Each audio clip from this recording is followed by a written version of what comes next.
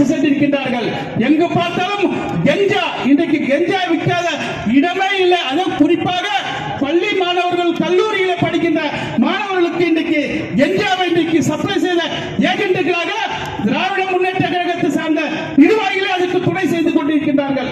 இந்த நிலையெல்லாம் மாற வேண்டும். அதற்காக தான் நம்முடைய பொதுச் செயலாளர் கண்டன ஆர்ப்பாட்டத்தை இதுவரை கைது செய்யாத இந்த நேரத்தில் நம்முடைய பொதுச் செயலாளர் அறிக்கை விட்டவுடன் ஆந்திராவில் போய் கைது செய்தோம் என்று இன்றைக்கு சட்டமன்ற உறுப்பினர் கருணாநிதியுடைய மகனை, மருமகனையும் இன்றைக்கு கைது செய்து யாருக்கும் தெரியாமல் இன்றைக்கு கூர் செய்து கொண்டிருக்கின்றார். ஒரு அறிக்கை விட்டாரா இந்த ஸ்டாலின்? இன்றைக்கு அவர் மகன் காந்தி பிறந்த இந்த நன்னாளில உறுதிமொழி எடுப்பதற்கு அமைச்சர்கள் எல்லாம் கியூல நிற்கும் போது உறுதிமொழியை வாசிப்பவர் யார் என்று சொன்னால் இந்த உதவாத தீராத விளையாட்டுத்துறை அமைச்சருக்காக இன்னைக்கு உதயநிதி அவர் தலைமையில உறுதிமொழி. எவ்வளவு சீனியர் அமைச்சர் இந்த துரைமுருகன், ஏவா வேலு, இப்படி எல்லாம் இருக்கின்ற அமைச்சர்கள் எல்லாம் இருக்கின்ற காலகட்டத்தில் உதயநிதி, உதவாத உதயநிதி, நயன்தாராவுக்காக பெனாயில் கொடுத்த உதயநிதி இன்றைக்கு உறுதிமொழி எடுக்கின்ற ஒரு நிலை தமிழகத்தில் நடந்து கொண்டிருக்கின்றது.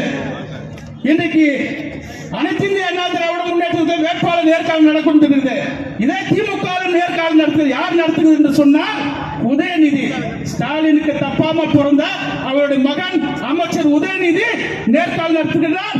பக்கத்தில் துரைமுருகன். இவர்கள் எல்லாம் கொத்தடிமைகளின் மொத்த உருவமாக அமைச்சராக இருந்தாலும் சரி, சட்டமன்ற உறுப்பினராலும் சரி, இங்கிருக்கின்ற மாவட்ட செயலாளராக இருந்தாலும் சரி, இன்னைக்கு திராவிட முன்னேற்ற கழகத்தில் கொத்தடிமைகளாக இன்னைக்கு ஸ்டாலினுக்கும் அவர் மகன் உதயநிதிக்கும், ஏன் துர்கா ஸ்டாலினுக்கும் கனிமொழிக்கும் கொத்தடிமைகளின் மொத்த உருவமாக திராவிட முன்னேற்ற கழகத்தில் அமைச்சர் முதல் சட்டமன்ற உறுப்பினர்கள் இருந்து இன்னைக்கு கொத்தடிமைகளாக இருக்கின்றார்கள்.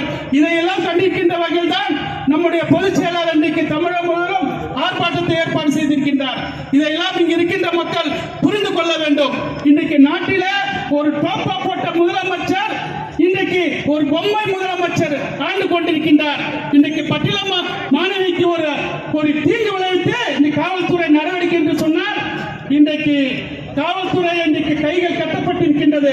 ஆந்திராவில் கைது செய்தோம் என்று இன்றைக்கு காவல்துறை அறிக்கை விடுகிறது. எந்த ஆந்திராவில் போய் நீங்கள் கைது செய்தீர்கள்? அவர்கள் எல்லாம் சென்னையில் தான் இருந்திருக்கின்றார்கள்.